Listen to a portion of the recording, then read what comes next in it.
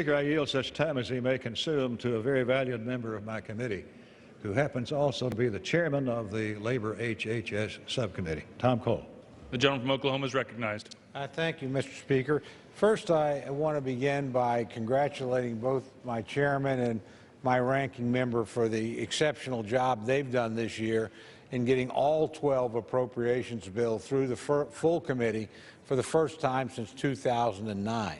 So we really have, on the Appropriations Committee, done our work. 6 of those bills have come across the floor, and frankly, I think we would have had more across the floor if our friends in the Senate, who are blocked by the Democratic minority, had an opportunity to bring their bills to the floor. I think we're here in part because of inaction by the minority in the United States Senate has ground the whole process to a halt.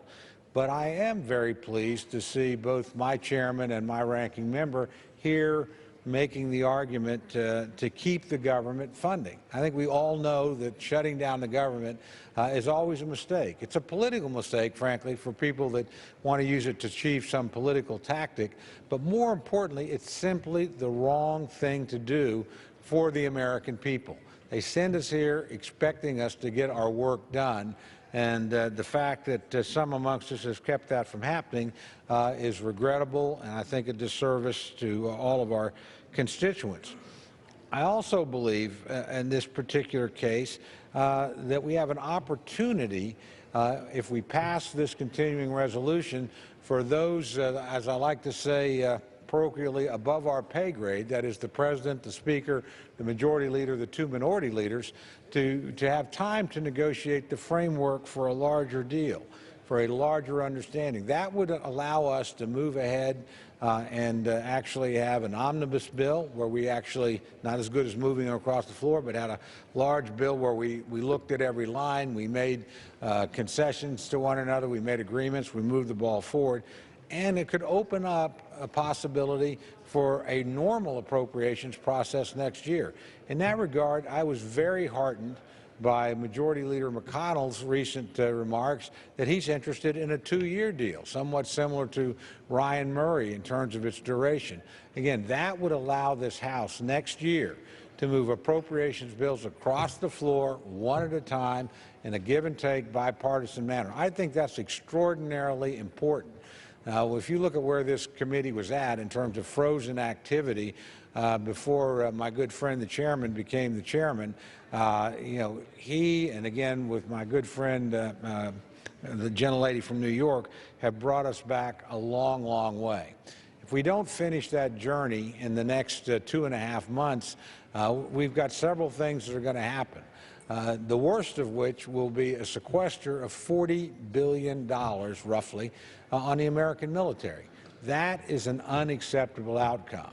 And frankly, that's something that the Commander-in-Chief and the respective leaders on both sides of the aisle in this body need to make sure doesn't happen. I promise you, if the administration, the Senate, and the House can get to a larger agreement, I have no doubt that my chairman and my ranking member and their counterparts in the United States Senate will then introduce a normal negotiating process, and we'll get to the right place.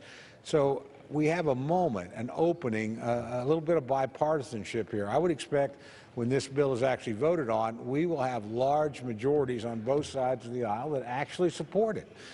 So I urge the other members, again, both Democrat and Republican, to seize this opportunity, to not just focus on where there are differences, but focus here where we've come together, bought the time, and then, frankly, where they can, use their influence on both sides of the aisle, in both chambers, and with the President, to make sure that an adequate deal is arrived at and that we spare the country and certainly the men and women in uniform that defend us each and every day from the agony of dealing with the second sequester.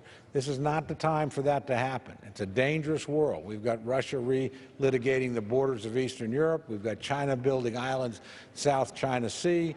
We've got ISIL having established a caliphate of sorts in the Middle East. We have a dangerous Iran.